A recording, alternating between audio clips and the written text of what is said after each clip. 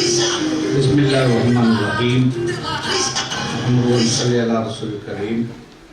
கண்ணியத்துக்குரிய உலமாக்களே, இந்த அழகான ஏற்பாட்டை செய்திருக்கின்ற எமது கட்சியின் அரசியல் அபிவிருத்தியோட உறுப்பினரும் கொழும்பு மாவட்ட அமைப்பாளரும் முன்னாள் மாகாண சபை உறுப்பினருமான அன்புக்குரிய சகோதரர் ஃபாயிஸ் அவர்களே, கட்சியின் தவிசாளர் முன்னாள் அமைச்சர் அல்ஹாஜ் அமீர் அலி அவர்களே, கட்சியின் பாராளுமன்ற உறுப்பினர் சகோதரர் முஷர்ரஃப் அவர்களே, உங்களுடைய கொழும்பு மாநகர சபை உறுப்பினர் ரம்சி ஹாஜி அவர்களே, களுத்துறை நகரசபை உறுப்பினர் ஹிஷாம் அவர்களே, பேருவலை பிரதேச சபை உறுப்பினர் ஹஷீப் மரிக்கார் அவர்களே, முன்னாள் மாநகர சபை உறுப்பினர் பின்காஷ் அவர்களே, முன்னாள் பிரதேச சபை உறுப்பினர் மௌலவி சனீர் அவர்களே, சகோதரர் ரம்ஷான் மௌலவி அக்கீல் உட்பட எனக்கு முன்னால் இருக்கின்ற பெரியோர்களே, இளைஞர்களே, சகோதரிகளே, உங்கள் எல்லோருக்கும் எனது அன்பின் சலாம். அஸ்ஸலாமு அலைக்கும் வரஹ்மத்துல்லாஹி வபரகாத்துஹு. உங்கள் எல்லோருக்கும் இறைவனுடைய சாந்தியும் சமாதானமும் உங்கள் எல்லோருக்கும் உண்டாகட்டும் என்று வேண்டியவனாக நிறைய நேரம் நான் பேச விரும்பவில்லை. காரணம், சிலர் நோன்பு நோற்றிருக்கிறீர்கள். மகரிபுக்கு அதான் சொன்னதனால் தொழ வேண்டிய நேரம் இருக்கிறது. மிக சுருக்கமாக ஒரு சில விஷயங்களை சொல்லி முடிக்கலாம் என்று எண்ணுகின்றேன். சிறைக்கு நான் சென்ற பொழுது, பஸ்ஸிலே என்னை ஏற்றிக்கொண்டு செல்லுகின்ற பொழுது, சகோதரர் ஃபாயிஸ் அவர்கள் வெளியே நின்று சத்தமிட்டு, அல்லாஹ் இருக்கிறான், பயப்படாதீர்கள் சார், நாங்களும் இருக்கிறோம், உங்களுக்காக பிரார்த்தனை செய்வதற்கு என்று சத்தமிட்டு சொன்னது உள்ளே இருந்த பொழுது என்னுடைய காதுக்கு கேட்டது. என்னை கொண்டு போய் பள்ளஞ்சேனை என்ற நீர்கொழும்பிலே ஒரு காமரையிலே போட்டு மூடினார். படுப்பதற்கு பாய்வரவும் இல்லை, ஒரு தலையணையும் இல்லை, வெளிச்சமும் இல்லை. சுத்தி வர நுழம்பு கடியோடு ஒரு சித்திரவதை முகாம் போலதான் அன்று இரவு கொண்டு போய் அந்த சிறையிலே, அதுவும் சிறைக்குள்ளே ஒரு சிறை, அதற்குள்ளே அடைத்து வெளியே போக முடியாது, மலசலகோடம் கூட கிடையாது. அவ்வாறான ஒரு கஷ்டத்தை ஏற்படுத்தி பயமுறுத்தி பார்த்தார். நாங்கள் யாருக்கும் பேசவில்லை. அவ்வாறு செய்த பிறகு பாராளுமன்றத்துக்கு அழைத்து செல்லுங்கள் என்று நான் சொன்ன பொழுது, முடியாது, ஏன் உங்களுக்கு கொரோனா இருக்கிறதா என்பது எங்களுக்கு தெரியாது என்று சந்தேகப்படுகிறோம் என்று சொன்னார். பிறகு உடனடியாக பிசிஆர் டெஸ்ட் செய்தார்கள், நெகட்டிவ் என்று வந்தது. அதன் பிறகு அழைத்து சென்றார்கள். ஒரு வித்தியாசமான முறையிலே தான் அழைத்து சென்றார். அசிங்கப்படுத்துவதற்காக, அவமானப்படுத்துவதற்காக அதையும் செய்து பார்த்தார். நாங்கள் செய்த குற்றம் என்ன? 30 வருஷமாக சொந்த மண்ணிலிருந்து அகதியாளராக்கப்பட்ட மக்கள் புத்தகத்திலிருந்து சொந்த ஊருக்கு போய் தனது வாக்குகளை அளிப்பதற்கு பஸ் வசதி செய்து கொடுத்ததுதான். அதை ஒரு குற்றமாக என்று அந்த அமைச்சுக்கு பொறுப்பாக இருக்கின்ற அமைச்சர் அவருடைய ஒரு ஆதரவு தேரரை அனுப்பி ஒரு பொய்யான குற்றச்சாட்டையும் எங்களையும் போட்டுத்தான் என்னை சிறையிலே அடைத்தார். ஏன் நான் இதை சொல்லுகிறேன் என்று சொன்னால், நான் சிறையிலே இருந்த பொழுது, நான் நேற்று கண்டிக்கு போன பொழுது அங்கு ஒரு மதரசாவுடைய நிர்வாகி சொன்னார், எங்களுடைய மதரசாவிலே 300 மாணவர்கள் நோன்பு நோட்டு உங்களுக்காக பிரார்த்தனை செய்தோம் என்று. அதே போல பல இடங்களுக்கு நான் செல்லுகின்ற பொழுது பல தாய்மார்கள், பலது உறவினர்கள், வெளிநாட்டிலே உள்ள நமது சமூகத்தை அதாவது சார்ந்தவர்கள் பலர் நோன்பு நோட்டு பிரார்த்தனைகள் புரிந்து சாலம்பிக்குளம் என்று வழியாக ஒரு கிராமம் இருக்கிறது. முழு கிராமம் நோன்பு நோற்று பல நாட்கள் எங்களுக்காக பிரார்த்தனை செய்தார். ஏன் எங்களை வைத்து தங்களுடைய அரசியல் இருப்புக்காக இந்த ஆட்சியாளர்கள் வருவதற்கு எங்களை பயன்படுத்தினார்கள். சிறுபான்மை கட்சிகள் ஜேவிபியாக இருக்கலாம், ஹெல உரிமையாக இருக்கலாம், தமிழ் அரசு கட்சியாக இருக்கலாம், ஸ்ரீலங்கா முஸ்லிம் காங்கிரஸாக இருக்கலாம், நமது கட்சியாக இருக்கலாம். இந்த ஜனநாயக கட்சிகளை, ஜனநாயக கட்சிகளுடைய தலைமைகளை அடக்குவது என்பது, ஒடுக்குவது என்பது, அடிமைப்படுத்துவது என்பது, அச்சுறுத்துவது, அவருடைய குரலை நசுக்குவது ஜனநாயகத்திற்கு செய்கின்ற ஜனநாயக விரோத செயலாக பார்க்கப்பட வேண்டும். ஏன் இந்த நாட்டிலே ஆயுதம் ஏந்தி போராடிய வரலாறு இருக்கிறது. 30 வருஷங்கள் தமிழ் இளைஞர்கள் எங்களுக்கு இந்த நாட்டிலே வாழ முடியாது, எங்களை நீங்கள் ஓரமாகிறீர்கள், எங்களுடைய உரிமைகளை பறிக்கிறீர்கள், எங்களை வாழ விட மாட்டிருக்கிறீர்கள், எங்களுடைய கடைகளை, கொழும்பிலே சொத்துக்களை எரித்தீர்கள். 83 எங்களுக்கு இருந்த யாழ்ப்பாண லைப்ரரி ஒரு பெரும் சொத்து, கல்வி சொத்தை எரித்தீர்கள். 56 சிங்களமும் தமிழும் இந்த நாட்டிலே அரசமொழியாக இருக்க வேண்டும் என்று தமிழ் சமூகம் கேட்ட பொழுது, இல்லை இல்லை, சிங்களம் மட்டும்தான் இந்த நாட்டுடைய தேசிய மொழியாக வர வேண்டும் என்று அடம் பிடித்தீர்கள். அதனுடைய விளைவுதான் 30 வருஷ யுத்தம், அழிவுகள், பல கஷ்டங்கள். இந்த நாட்டுடைய பொருளாதாரம் குட்டிச் சோறாகியது. ஜப்பானுக்கு அடுத்ததாக பொருளாதாரத்திலே நாம் சுதந்திரம் அடைந்த பொழுது நமது நாடு இருந்தது. ஆனால் இன்று நமது நாட்டுடைய நிலைமை, டாலருடைய வெறுமதி 200 தாண்டி செல்லுகிறது. சிலர் சொல்லுகிறார்கள் 300 வரை செல்லும் என்று. பொருட்களுடைய விலை கேட்க முடியாமல், பார்க்க முடியாமல் இருக்கிறது. வாழ முடியாமல் தத்தளிக்கிறார்கள்.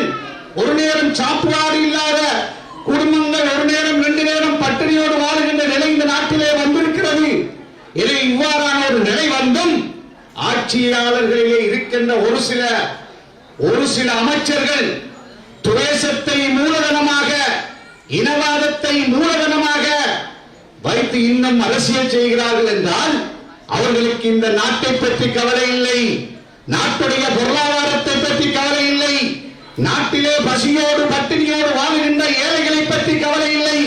தங்களுடைய அரசியல் இருப்புக்காக, தங்களுடைய அரசியல் எதிர்காலத்துக்காக, தங்களுடைய நலனுக்காக மட்டும் 70 வருஷமாக இந்த நாட்டை குட்டிச் சோறாக்கிய இனவாதிகள், பேரினவாதிகள், அவ்வாறான இனவாதிகளுடைய எச்சங்கள் தான் இந்த அரசியலும் ஒரு சில இருந்து கொண்டு இன்று ஒவ்வொரு கருத்துக்களை சொல்லுகிறார்கள்.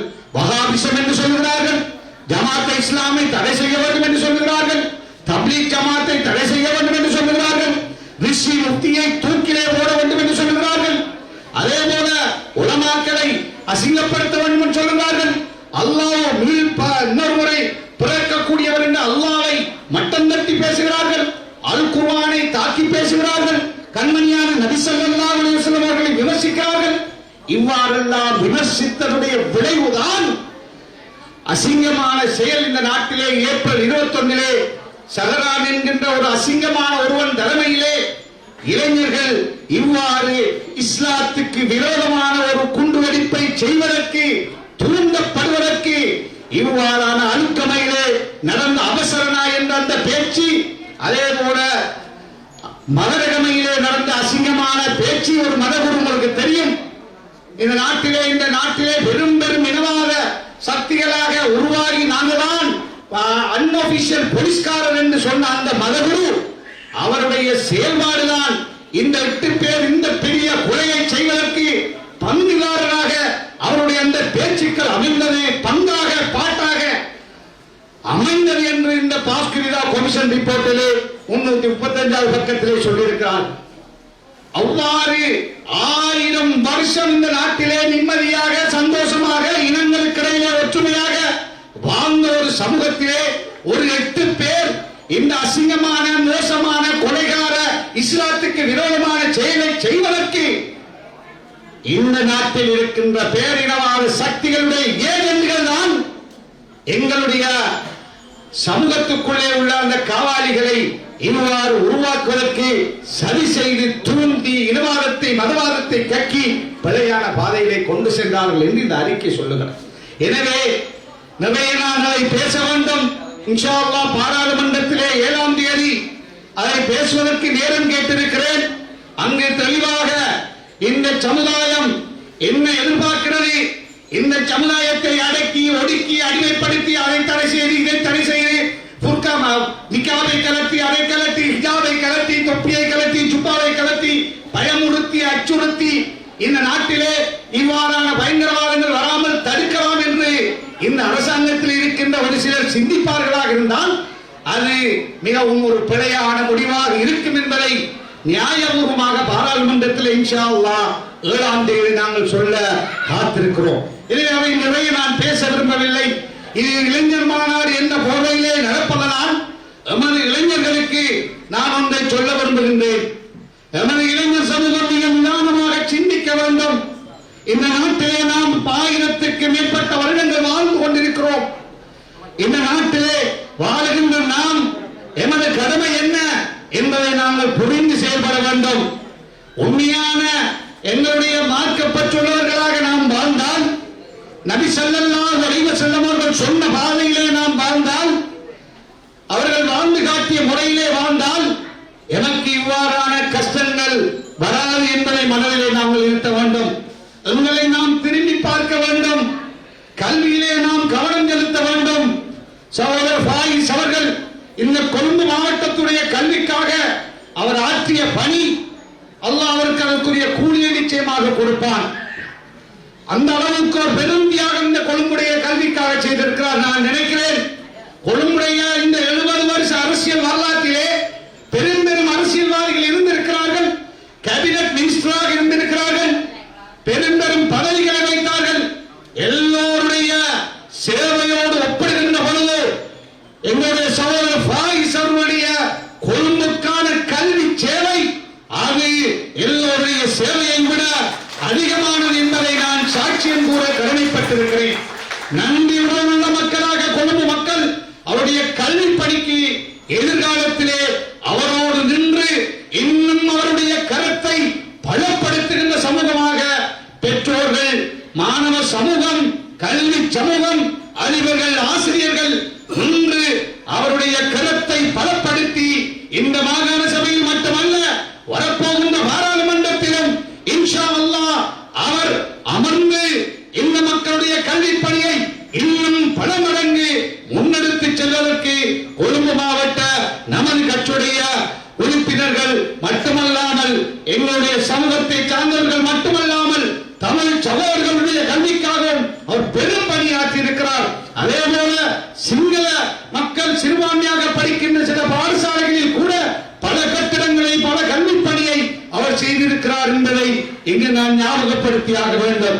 எனவே இந்த கொழும்பிலே வாழுகின்ற எமது இளைஞர் சமூகம், மாணவ சமூகம் ஓரளவு பரீட்சையாக இருக்கலாம், ஏலவல் பரீட்சையாக இருக்கலாம், அதற்கு பின்னரான கல்விகள் தொழில்நுட்ப கல்லூரியாக இருக்கலாம், பல்கலைக்கழகமாக இருக்கலாம், அல்லது வேறு வேறு துறைகளாக இருக்கலாம். அதை தேடி சென்று படிக்கின்ற சமூகமாக நாம் வர வேண்டும். என்று எனக்கு இருக்கின்ற சவால் எல்லாமே நமக்கு பிரச்சனை. குர்ஆனை பற்றி பிழையான கருத்து சொல்கிறார்கள். குர்ஆனை 2 முறை கம்மண்டில வாசித்ததாக சொல்கிறார். குர்ஆனுக்கு விளக்கம் சொல்ல பார்க்கிறார் ஞானசாரத்தை. அதே போல பலர் இந்த குர்ஆனை பற்றி இந்த உலகத்திலே 2 பில்லியன் மக்கள் ஏற்றுக்கொண்ட இறை வேதமான அந்த குர்ஆனை அசிங்கப்படுத்துகின்ற அசிங்கமான வேலைகள் இந்த நாட்டிலே நடந்து கொண்டிருக்கிறது. நான் அச்சப்படுகிறேன். நமது இளைஞர்களை மீண்டும் தூண்டுவதற்கான சரியாக அது இருக்குமோ என்று நாங்கள் பயப்படுகிறோம். எனவே நாம் அவர்கள் என்னதான் அசிங்கப்படுத்தினாலும் எமக்கு நபி ஸல்லல்லாஹு அலைஹி வஸல்லம் அவர்கள் காட்டித் தந்த பாதையிலே நாம் செல்ல வேண்டும். இஸ்லாம் நற்குணத்தால் வளர்ந்த மார்க்கம், நற்பண்புகளால் வளர்ந்த மார்க்கம், நற்செயல்களால் வளர்ந்த மார்க்கம். இவர் எந்த ஒரு யுத்தத்திற்கும் நபி ஸல்லல்லாஹு அலைஹி வஸல்லம் அவர்களுடைய காலத்திலே வலிந்து போய் யாரையும் அடித்துக் கொள்ளவில்லை, வலிந்து போய் யுத்தம் செய்யவில்லை. அவர்களை தாக்க வந்த பொழுது, அவர்களை அழிக்க வந்த பொழுது, அவர்களை கொல்ல வந்த பொழுது ஸல்லல்லாஹு அலைஹி வஸல்லம் அவர்களும் சஹாபாக்களும் பங்கு பெற்று இருக்கிறார்கள் என்ற உண்மையை எமது சமூக இளைஞர்கள் அறிந்து கொள்ள வேண்டும். இந்த நாட்டிலே வாழ்கின்ற கத்தோலிக்க மக்கள் அப்பாவிகள், நல்லவர்கள், எமது சமூக முஸ்லிம்களோடு சேர்ந்து வாழ்ந்தவர்கள், வாழ்கின்றவர்கள். அன்று அந்த அநியாயம் நடந்த பொழுதும் எங்களுடைய இந்த நாட்டில் இருக்கின்ற கத்தோலிக்க மக்களுடைய மத தலைவர் மரியாதைக்குரிய கார்டினல் மால்கம் ரஞ்சித் அவர்கள் என்ன சொன்னார்? இந்த செயலை இலங்கை முஸ்லிம்கள் செய்யவில்லை, இதற்கு பின்னால் முஸ்லிம்கள் இல்லை, ஏதோ ஒரு சக்தி இந்த இளைஞர்களை பிழையான பாதையிலே வழிநடாத்தி இருக்கிறது. எனவே அப்பாவி முஸ்லிம்களை தண்டித்து விடாதீர்கள்.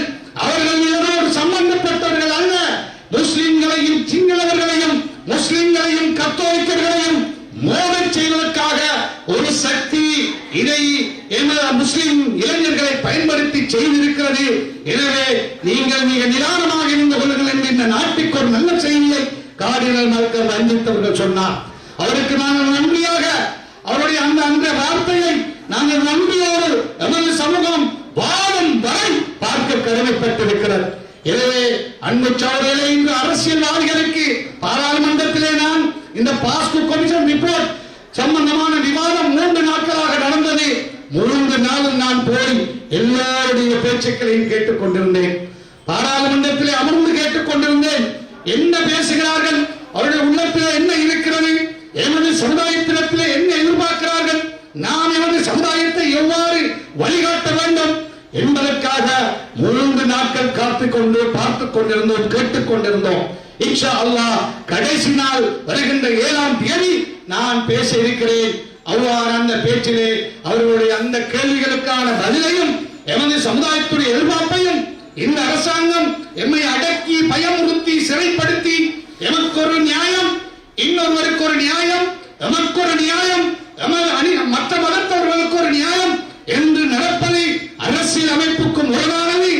அவ்வாறு கடந்த காலங்களிலே நடந்ததனால் தான் தமிழ் இளைஞர்கள் தனிநாடு கேட்டார்கள். அதே போல முஸ்லிம்கள் முஸ்லிம்களாக, கத்தோலிக்கர்கள் கத்தோலிக்கர்களாக, இந்துக்கள் இந்துக்களாக, பௌத்தர்கள் பௌத்தர்களாக இந்த நாட்டுடைய பிரஜைகள் என்ற எண்ணத்தோடு வாழுகின்ற ஒரு சூழலை அரசாங்கம் ஏற்படுத்த வேண்டுமே ஒழிய எல்லோருடைய உடையை இவ்வாறு உடுத்த வேண்டும் என்று தீர்மானிப்பது என்பது சர்வதேச மனித உரிமை சட்டங்களை மீறுகின்ற செயல் என்பதை இந்த நாட்டிலே இன்று அவசரமாக அறிக்கை விடுகின்ற அமைச்சர்கள் சிந்திக்க வேண்டும். அரசியலுக்காக இந்த 258 அப்பாவி உயிர்களை இன்று இந்த தேர்தலுக்காக அல்லது இருப்புக்காக தன்னுடைய நலனுக்காக இன்று வரை பயன்படுத்துவதை என்னுடைய கார்டினல் மால்கம் ரஞ்சித் அவர்கள் அவர்கள் அறிந்து வைத்துக் கொள்ள வேண்டும்.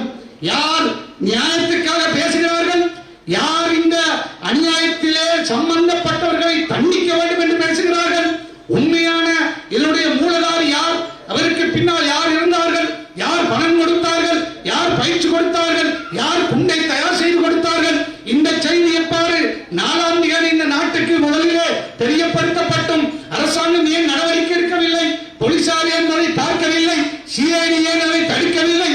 இவ்வாறு 4ஆம் தேதி முன்னறிவிப்பு கொடுத்து 19ஆம் தேதி மீண்டும் சொல்லி 21ஆம் தேதி காலையிலே கொண்டு வைப்பது 8:30 என்றால் 6 மணிக்கு மீண்டும் தொலைபேசி அழைப்பு. இந்தந்த பேர் விடவர்கள் இவர்களுடைய தொலைபேசி இது என்று தெரியப்படுத்தியும் இதை ஏன் தடுக்கவில்லை என்று எங்களுக்கும் சந்தேகம் இருக்கிறது. எங்களுக்கும் உண்மையான சூத்திரதாரிகளை கண்டுபிடிக்க வேண்டும். யார் இந்த இஸ்லாமிய இளைஞர்களை இஸ்லாத்துக்கு விரோதமான செயலுக்கு தூண்டினார்கள் என்பதை இந்த நாட்டிலே வாழுகின்ற ஒட்டுமொத்த முஸ்லிம் சமூகம் என்று எதிர்பார்த்துக் கொண்டிருக்கிறது. எவ்வாறு 250 உயிர்கள் பலியானதோ, எவ்வாறு கத்தோலிக்க சமூகம் வேதனைப்பட்டதோ, அதே போல முஸ்லிம் சமூகம் இன்று வரை வேதனைப்படுகிறது. நான் சிறையிலே ஒருவரை கண்டேன். காத்தாங்குடியை சேர்ந்த ஒரு அரசத் என்கின்ற ஒரு சகோதரர், தந்தை இல்லாமல் வளர்ந்தவர், தாய் சின்ன கூலி வேலை செய்து வளர்த்த அந்த பிள்ளை, அவர் ஒருவர்தான் ஆண் பிள்ளை, எல்லோரும் பெண் பிள்ளைகள். அவர் கடைசியாக இன்னொரு ஏழை பிள்ளையை மகன் கொடுத்து கல்யாணம் முடித்தார். அவ்வாறு முடிச்சவரை கைது செய்கின்ற பொழுது யாரோ கைது செய்யப்பட்டவருடைய தொலைபேசியிலே இவருடைய நம்பர் இருந்தது என்பதற்காக இவரை கைது செய்தார்களாம்.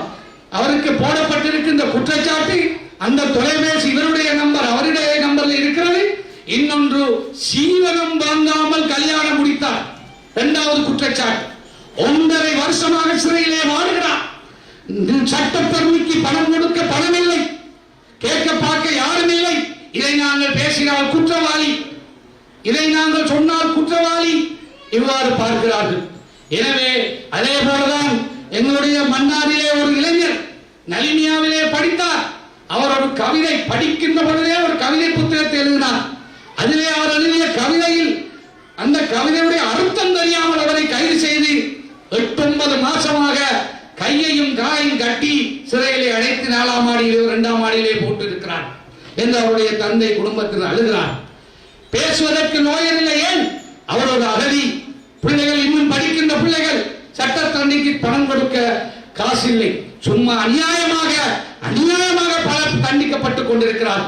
எந்த குற்றமும் இல்லாமல் சும்மா இன்று சிறையிலே வாடிக்கொண்டிருக்கிறார்கள். நாங்கள் படைத்த இறைவனை நம்புகின்றவர்கள் என்னதான் இவர்கள் அநியாயம் செய்தாலும் அந்த இறைவன் அவன் நாடியைதான் இந்த நாட்டிலோ எவகத்திலோ எங்கும் நடக்கும் என்ற நம்பிக்கை கொண்டவர்கள் அவனிடத்திலே நாம் கையேந்த வேண்டும், அப்பாவிகளுக்காக கையேந்த வேண்டும். அதே போல உண்மையான குற்றவாளிகள் தண்டிக்கப்பட வேண்டும் என்பதிலும் நாங்கள் மிக உறுதியாக இருக்கிறோம். எனவே இங்கே எமது இளைஞர் சமூகத்துக்கு நான் சொல்லி வைக்க விரும்புவது, மிக நிதானமாக நடந்து கொள்ளுங்கள்.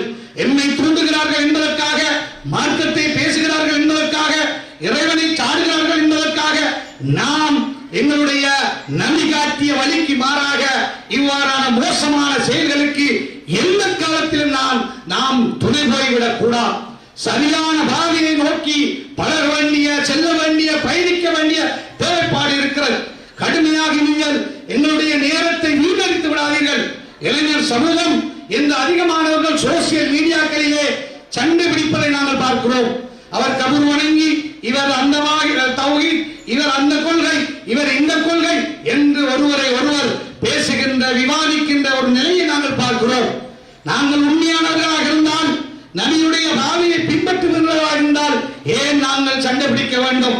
நபி ஸல்லல்லாஹு அலைஹி வஸல்லம் அவர்களை வளர்த்த சிறிய தந்தை அபூ தாலிப் அவர்களுக்கு நபி ஸல்லல்லாஹு அலைஹி வஸல்லம் அவர்களால் ஹிதாயத்தை பெற்றுக் கொடுக்க முடியவில்லை என்றால், இஸ்லாத்துக்குள்ளே எடுக்க முடியவில்லை என்றால், நாம் அடிபிடிப்படுவதால், நாம் போய் கபரை உடைப்பதால், நாம் போய் அவர்களுக்கு குந்தகம் விளைவிப்பதால், நாங்கள் அவர்களை சாடுவதால், அவர்களுக்கு எதிராக ஆர்ப்பாட்டம் செய்வதால், அவர்களுக்கு எதிராக மேடை போட்டு பேசுவதால், அவர்களுடைய உள்ளங்களை உடைப்பதால் என்ன நடக்கப் போகின்றது என்பதை இந்த சமூகம் உணர வேண்டும். உலமா சபையை மிக மோசமாக விமர்சிக்கிறார்கள். உலமா சபையுடைய தலைவர் இன்று மிக மோசமாக விவாதிக்கப்படுகிறார், விமர்சிக்கப்படுகிறார். உலமா சபை என்பது சம்பவத்துக்கு வேலை செய்கின்றவர்கள் அல்ல. அவர்களும் ஒரு அமைப்பு. அவர்கள் அவர்களுடைய லெவலுக்கு மேலே போய், அவர்களுடைய எல்லைக்கு மேலே போய் எத்தனையோ நல்ல பணிகளை செய்கிறார்கள். இந்த நாட்டிலே மக்தபை கொண்டு வந்து ஒரு கொள்கையின் ஊடாக ஒரு கட்டுப்பாட்டுக்குள்ளே, ஒரு சிலபஸுக்குள்ளே மதரசாக்கள் வந்தது.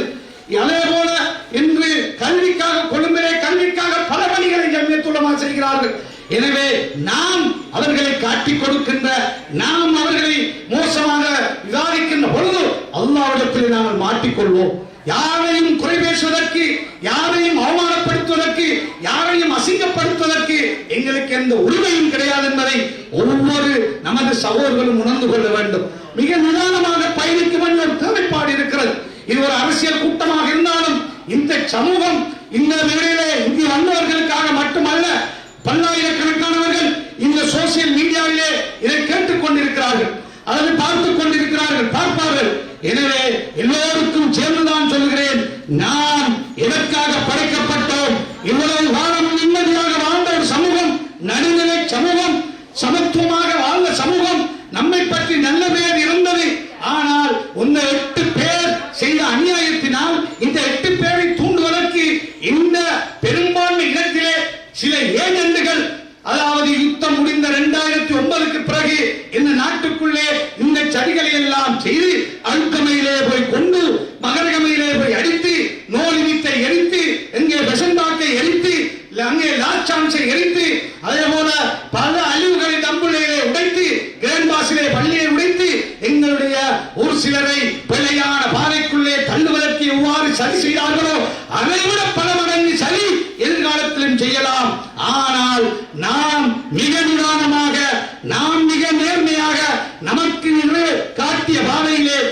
ஸல்லல்லாஹு அலைஹி வஸல்லம் அவர்கள் காட்டி தந்த அந்த நற்பண்புகளோடு எங்களுடைய வாழ்க்கையை இளைஞர் சமூகம் செயல்படுத்த வேண்டும். இன்று இப்ராஹிம் ராஜா பிள்ளைகள் 2 பெற்றதற்காக இன்று அவர் சிறையிலே படுகின்ற வேதனையை பாருங்கள்.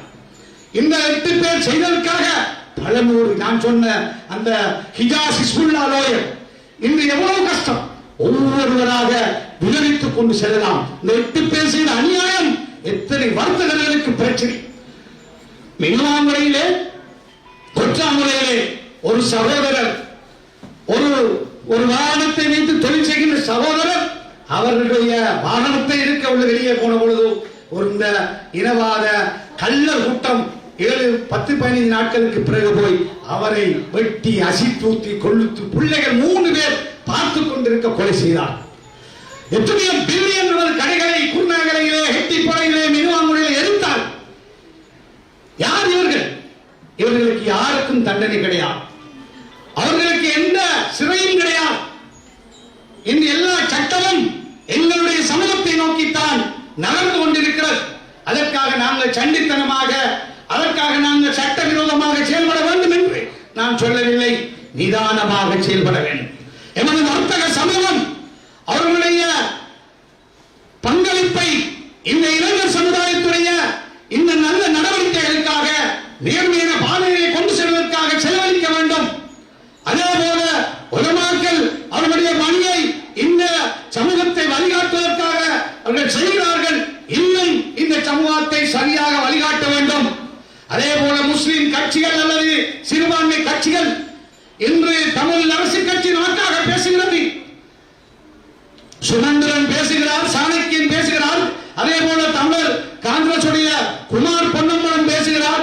நேற்று நான் பார்த்தேன் அடைக்கலநாதன் பேசுகிறார். மிக இந்த சமுதாயத்திற்கு நடந்திருக்கின்ற அநியாயத்திற்காக பேசுகிறார்கள். புத்தகத்திலே அன்று பள்ளிவாசலுக்குள்ளே கொண்டபொழுது அன்று அமர்வலிங்கன் எங்களுக்காக பேசினார். இவ்வாறு அன்றில் இருந்து எமக்காக பேசுகின்றவர்கள் இருக்கிறார்கள். அந்த சமுதாயத்தோடு சேர்ந்து வாழ வேண்டும். அதே போல தென்பகுதியிலே சிங்கள சமூகத்தோடு சேர்ந்து வாழ வேண்டும். இந்த இனவாத கருத்துக்களை, மதவாத கருத்துக்களை, இஸ்லாத்துக்கு எதிரான சிந்தனையை தூண்டுகின்றவர்கள் பெரும் தொகையினர் அல்ல. சிங்களவர்களிலே 99% பௌத்த மக்களிலே நல்லவர்கள், நல்ல பண்புள்ளவர்கள். இந்த 1% அல்லது அதைவிட குறைந்தவர்கள் தான் இந்த அத்தனை அநியாயத்தையும் செய்கிறார்கள். எனவே நாம் அந்த 99% மக்களுடைய உள்ளங்களை வெல்ல வேண்டும். இந்த 8 பேர் செய்த அசிங்கத்தினால், இந்த அநியாயத்தினால் 99% நல்ல மக்களும் எம்மை பார்த்து, எமது தொப்பியை பார்த்து, எமது ஜுப்பாவை பார்த்து, எமது ஹிஜாபை பார்த்து, எமது அரசியல்வாதிகளை பார்த்து, எமது உலமாக்களை பார்த்து சந்தேகப்படுகின்ற, அச்சப்படுகின்ற அல்லது மாற்று கருத்தோடு பார்க்கின்ற ஒரு நிலை ஏற்பட்டு விட்டது. அவ்வாறான ஒரு நிலை மிக 2 வருஷம் முடிந்தும் இன்னும் நாங்கள் அதிலிருந்து அகவில்லை. ஒரு கட்சியுடைய தலைவர் நான், ஒரு சிறுபான்மை கட்சியுடைய தலைவர், அகதி சமூகத்தில் இருந்து வந்த நான் எந்த அளவுக்கு இந்த குண்டு வெடிப்புக்கு பின்னால் சித்திரவதைப்படுத்தப்பட்டேன். எனக்கும் பிள்ளைகள் இருக்கிறார்கள். பிள்ளைகள் பாடசாலை செல்ல வேண்டும். இந்த 2 டிவி, இந்த நாட்டில் இருக்கின்ற 2 டிவியை திறந்தால் எவ்வளவு மோசமான பொய்களை பரப்பினார்கள். சிங்கள மக்கள் பார்க்கின்ற, அதிகமாக பார்க்கின்ற மக்களுக்கு அந்த பொய்யான செய்திகள் தான் போனது. ஒரு அரசியல் ஜனநாயக கட்சியுடைய தலைமையை செய்யாத குற்றத்தை சுமத்தி இந்த அரசியலில் இருந்து ஓரப்படுத்தி சிறையிலே கொண்டு போய் போட்டு அல்லது இந்த அரசியலிருந்து ஒதுக்குவதற்காக துரத்துவதற்கு சதி செய்வது என்பதை ஒரு நாட்டுக்கு நல்லதல்ல. ஒரு ஜனநாயகத்தை விரும்புகின்ற நாட்டுக்கு நல்லதல்ல. இன்று உலகம் இலங்கையை பார்த்துக் கொண்டிருக்கிறது. ஐநாவிலே பிரேரணை பாஸ் ஆகி இருக்கிறது. எல்லாவற்றையும் மனித பண்ணுவதற்காக 12 பேர் நியமிக்கப்பட்டிருக்கிறார்கள். எனவே இந்த அரசாங்கம் தன்னை திருத்தவில்லை என்றால், நாங்கள் அரசாங்கத்தில் எல்லாவற்றையும் இருக்கின்றவர்கள் அல்ல. அதற்காக எமது கட்சியிலே 20க்கு கை வைத்தவர்களை நாங்கள் ஏற்றுக்கொள்ள மாட்டோம். அவர்கள் இந்த சமுதாயத்துக்கு எந்த ஒரு நல்ல விஷயத்தையும் பேசாமல் கட்சியுடைய தலைமையை ஒருபுறம், தலைமைக்குரிய தலைமை செய்ய வேண்டிய கடமையை, தலைமைக்குரிய மரியாதையை, தலைமைக்குரிய அந்தஸ்தை ஒதுக்கி வைத்துவிட்டு பல லட்சம் மக்கள் இந்த கட்சிக்கும் தலைமைக்கும் அங்கீகாரம் தந்த பொழுது எந்த நிபந்தனையும் இல்லாமல் இந்த சமுதாயத்திற்கு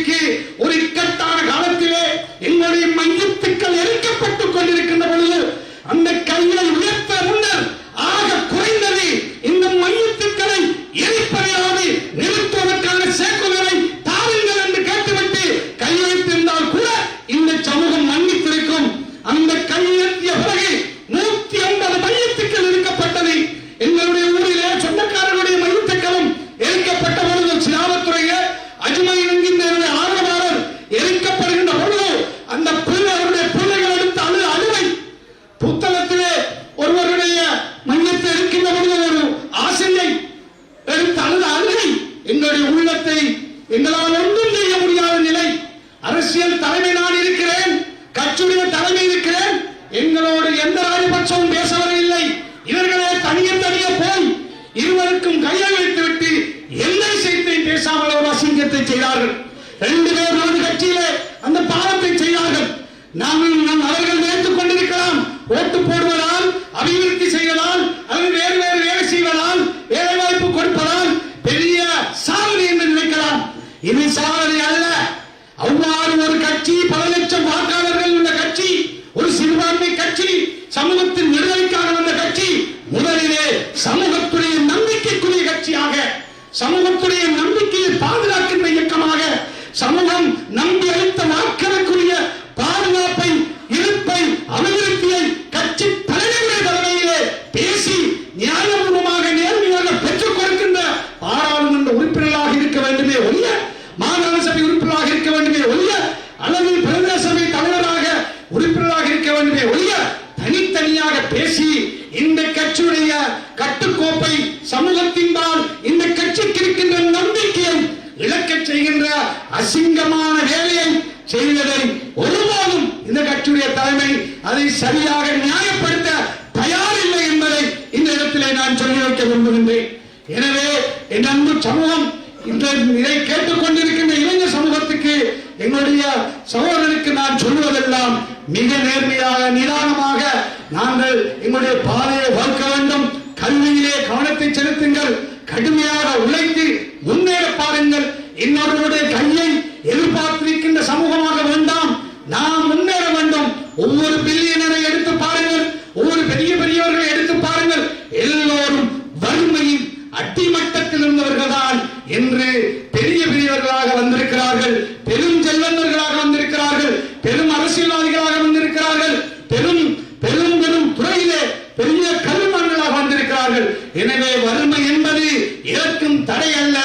எனவே இருக்கின்ற இறைவன் தந்திருக்கின்ற மூளையை, அறிவை, எங்களுக்கு தந்திருக்கின்ற சக்தியை சரியான பாதையிலே கடுமையாக உழைக்க வேண்டும், நேர்மையாக பயணிக்க வேண்டும், நிறைய பாடுபட வேண்டும். நாம் அல்லாஹ் எல்லாவற்றையும் தரக்கூடியவன், அவன் கஞ்சன் அல்ல. அவனிடத்திலே நாங்கள் பெரிதை கேட்க வேண்டும், பெரிதாக கேட்க வேண்டும், முயற்சிக்க வேண்டும். நாம் முன்னேற முடியும். எனவே இன்னொருவரிடத்திலே கையேந்துகின்ற சமூகமாக, இன்னொருவரை நம்பி வாழ்கின்ற சமூகமாக அல்லாமல் நாம் எல்லா திசையிலும் நோக்கி பயணிக்கின்றவர்களாக, உலகம் விருட்சமானது, பறந்தது, பல பல மைல் தூரமானது. எனவே நாம் அவ்வாறு நீண்டதாக சிந்திக்க வேண்டும். இன்று நமது நாட்டிலே ஒரு சிலர் எங்களுடைய வியாபாரத்தை அழிக்க வேண்டும், எமது பொருளாதாரத்தை தொலைக்க வேண்டும் என்று ஒரு சில பேரினவாத சக்திகள் திட்டமிட்டு கடைகளை எரித்தார்கள். எவ்வளவு அசிங்கமான செயல்! இந்த நாட்டிலே என்று மூலதனம் இல்லை, வெளிநாட்டு முதலீடு வரமாட்டிருக்கிறது. எப்படி வருவார்கள்? எங்களுடைய அம்பாறையிலே ஹோட்டல் வெள்ளகொத்து,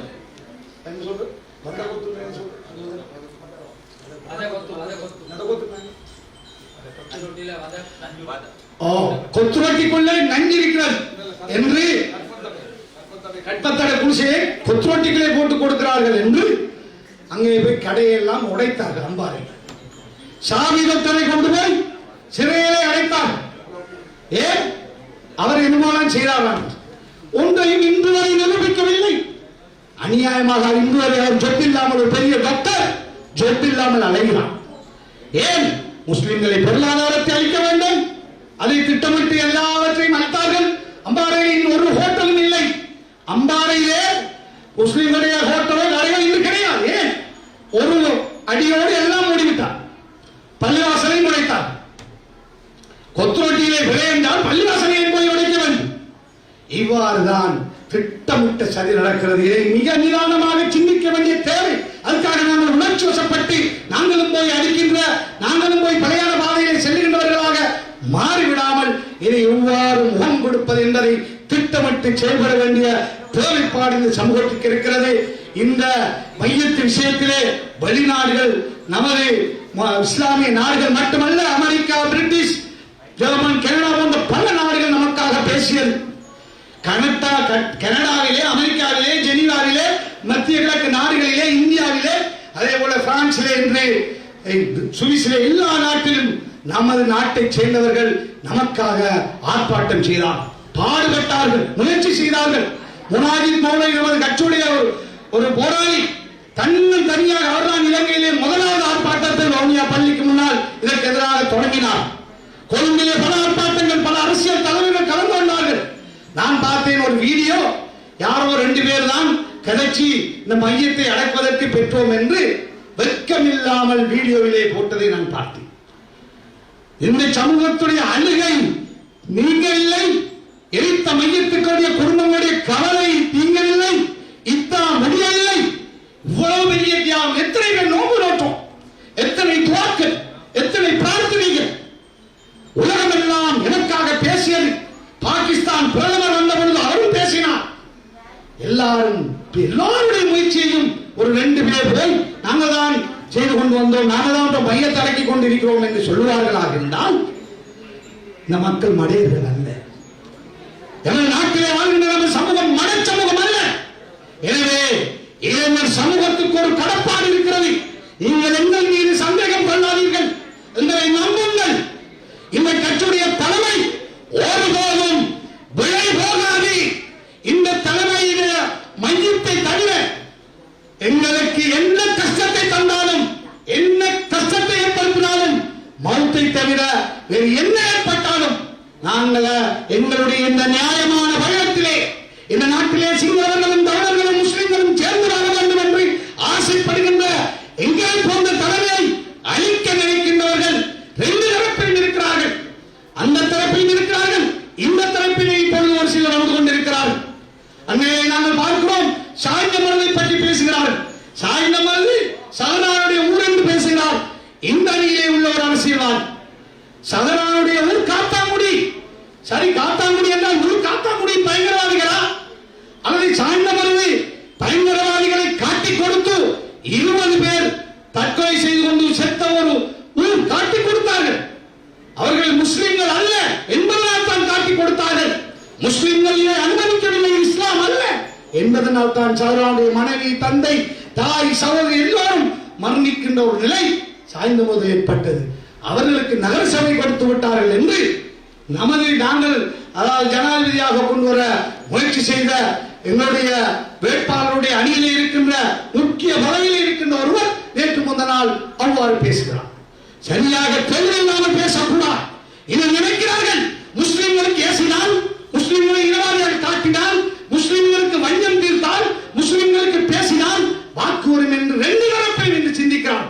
எனவேதான் நான் இந்த சமூகத்துக்கு சொல்கிறேன், நியாயமாக சிந்தியுங்கள்.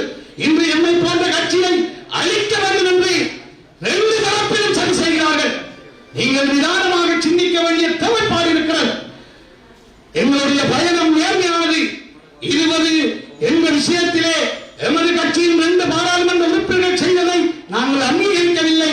நிச்சயமாக மக்கள் அவர்களுக்கு நல்ல பாடத்தை எதிர்காலத்திலே அந்த அவர்களை தெரிவு செய்த மக்கள் நிச்சயமாக அதை வழங்குவார்கள் என்பதிலே எந்த சந்தேகம் கிடையாது. அதற்காக நீங்கள் அவர்கள் செய்த அந்த பாவத்திற்காக தலைமையை, இந்த கட்சியை சந்தேக கண் கொண்டு பார்க்காதீர்கள். எந்த ராஜபக்சோடும் நாங்கள் பேசவில்லை, சந்திக்கவில்லை, எங்கும் சந்திக்கவில்லை. வேண்டுமென்றால் சொல்லட்டும், எங்களை சிறையிலே போட்டுவிட்டு தான் 20 திருத்தம் வந்தது.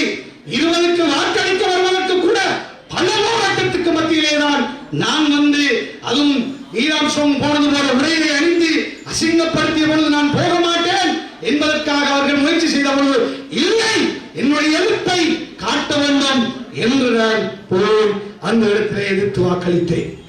அன்பு சகோதரர்களே, தாய்மார்களே, நண்பர்களே, எங்களுடைய இந்த பயணத்தோடு நீங்கள் இணைந்து கொள்ளுங்கள். இது நேர்மையான பயணம், தூய்மையான பயணம். இந்த சமுதாயத்துக்கு மட்டுமல்ல. இன்று நான் இந்த மாநாட்டுக்கு வருகின்ற பொழுது மன்னாரிலே உள்ள ஒரு கத்தோலிக்க சகோதரர் சுவீதரன் என்கின்ற ஒரு சகோதரர் கோல் எடுத்து, ஏன் எங்களை எல்லாம் கூப்பிட மாட்டீர்களா சார், நாங்களும் அகில மக்கள் காங்கிரஸ் இளைஞர்கள் தான். நான் சொன்னேன், இல்லை, அது பாரிஸ் மந்திரி கொழும்பிலே செய்யும். அவ்வாறு இன்று கத்தோலிக்க, இந்து, சிங்கள மக்களும் நல்லவர்கள் இந்த தலைமையை ஏற்றுக்கொண்டு இந்த கட்சியோடு பயணிக்கிறார்கள். எனவே இந்த சமுதாயத்தையும் இந்த கட்சியையும் தூரப்படுத்துவதற்காக இன்று 20க்கு 2 எம்பிமார் வாக்களித்து விட்டார்கள் என்பதை பயன்படுத்தி இந்த கட்சியை அளிக்க நமது சமூகத்திற்கு ஒரு சாரார், அதே போல இந்த கட்சியை முற்றாக இந்த தலைமையை ஒழிப்பதற்கு பெரும்பான்மை இடத்தில் இருக்கின்ற அந்த இனவாத சக்திகள் ஒருபுறம் செயல்பட்டுக் கொண்டிருக்கின்ற பொழுது இந்த நமது சமூகம் சார்ந்த இளைஞர் சமூகம் நியாயத்தின்பால், உண்மையின்பால், நேர்மையின்பால் இந்த கட்சியோடு, இந்த தலைமையோடு நீங்கள் இணைந்து செயல்படுங்கள். இந்த பயணம் நேர்மையான பயணம், சீரான பயணம். இது வெற்றி பெறுவதற்காக இந்த சமூகத்துக்கு வந்திருக்கின்ற பெரிய ஆபத்து பொழுது இது விளங்கவில்லை. உங்களுக்கு பெரிய ஆபத்துக்கள். ஜமாத் இஸ்லாமை தடை செய்ய வேண்டுமாம், தமிழுக்கு இல்லாமல் ஆக்க வேண்டுமாம், ஜம்மியத் உலமா தலைவரை அது செய்ய வேண்டும் என்றெல்லாம் பல வகையான அச்சுறுத்தல்களுக்கு மத்தியிலே நாங்கள் வாழுகிறோம். எனவே இதற்கு எவ்வாறு நாங்கள் மூலம் கொடுப்பது என்பதை நாங்கள் உலமாக்களோடு அரசியல் தலைவர்கள் என்ற வகையிலே நாங்கள் நிறைய செய்து கொண்டிருக்கிறோம். மீடியாக்களிலே நாங்கள் சொல்லாவிட்டாலும் வெளிநாட்டிலே உள்ளவர்களோடு ஜூமிலே பல கூட்டங்கள் எங்களோடு சகோதரர் ஆசாத் சாலி அவரும் பல முயற்சிகளை இந்த மையத்துக்காக மட்டுமல்ல அடக்குமுறைகளுக்காக எங்களோடு சேர்ந்து செயல்பட்டவர். இன்று அநியாயமாக அவரும் சிறையில் இருக்கிறார். இந்த அரசாங்கம் அவசரமாக அவர் என்ன தவறு செய்தார் என்பதை நாட்டுக்கு சொல்ல வேண்டும்.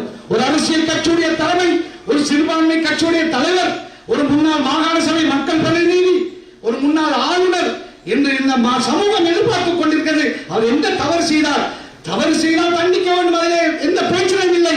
ஆனால் சமூகத்திற்காக பேசினார் என்பதற்காக, அவருடைய குரலை நசுக்குவதற்காக அவரை சிறையிலே அடைப்பது என்பது யாராலும் ஏற்றுக்கொள்ளப்பட முடியாது. எனவே அரசாங்கத்திலே கேட்கிறோம், அவசரமாக அவருடைய விசாரணையை செய்து அவர் நிரபராதி என்றால் அவரை உடனடியாக விடுதலை செய்ய வேண்டும் என்று அகில இலங்கை மக்கள் காங்கிரஸ் கட்சி இந்த சமூகம் சார்பாக கேட்டு நிற்கிறது. எனவே அன்பு சகோதரர்களே, இளைஞர்களே, நேரம் பேச முடியாது, நேரம் சென்று கொண்டிருப்பதனால் சகோதரர் ஃபாயிஸ் அவர்களுக்கு நன்றி சொல்கிறேன். அது மாத்திரமல்லாமல் இந்த சிறையில் இருந்து வந்த பிறகு எனக்கு இவ்வாறான ஒரு மேடை இன்றுதான் கிடைத்தது, கட்சி சம்பந்தப்பட்ட மேடை. எனவே நான் சிறையில் இருந்த பொழுது எனக்காக பிரார்த்தித்த, பாடுபட்ட, நொம்பு நோற்ற, முயற்சி செய்த, கொழும்பிலே நீதிமன்றத்துக்கு முன்னால் வந்து நின்ற பலர் இருக்கிறார். எங்களுக்காக பல முயற்சிகளை செய்தவர் இருக்கிறார்கள். எல்லோருக்கும் அல்லாஹ் அதற்குரிய கூலியை தருவான். எல்லோருக்கும் என்னுடைய மனமார்ந்த நன்றியை இந்த கொழும்பிலே நடைபெறுகின்ற இளைஞர் மாநாட்டின் ஊடாக தெரியப்படுத்திக் கொள்கிறேன். அது மாத்திரமல்ல, இந்த பயணம் எனது சமூகத்துக்கு இங்கு வந்திருக்கின்ற இந்த ஆபத்துக்கள் இருந்து நம்மை பாதுகாக்க பல நடவடிக்கைகளை நாங்கள் செய்து கொண்டிருக்கிறோம். எல்லாம் வெற்றி பெறுவதற்காக நாங்கள் எடுக்கின்ற இந்த நல்ல முயற்சிகளுக்காக நீங்கள் இறைவனை பிரார்த்தித்து இந்த அணியோடு நில்லுங்கள். கொழும்பிலே சகோதரர் ஃபாயிஸ் கடந்த காலங்களிலே வாழ்வாதாரங்கள், அதே போல பொருளாதார நடவடிக்கைகள், அதே போல கல்வி, அதே போல பல அபிவிருத்திகளை இந்த மக்களுக்கு கொண்டு வந்தவர். அவர் இன்று அரசியல் அதிகாரம் இல்லாமல் இருக்கிறார், கவலையோடு இருக்கிறார். மக்களுக்கு பணியாற்ற முடியவில்லை. ஒவ்வொரு வருஷமும் பாடசாலை மாணவர்களுக்கு உதவி செய்தேனே, இந்த வருஷம் கொடுக்கவில்லையே என்று கவலையில் இருக்கிறார். எனவே அவர் வரப்போகின்ற எந்த தேர்தலாக இருந்தாலும் அவரை நீங்கள் பலப்படுத்த வேண்டும். அதே போல ரம்சி ஆஜார் இருக்கிறார். அதே போல இன்னொரு மாநகர சபை உறுப்பினர் ஏசிஎம் உறுப்பினர் இருக்கிறார்.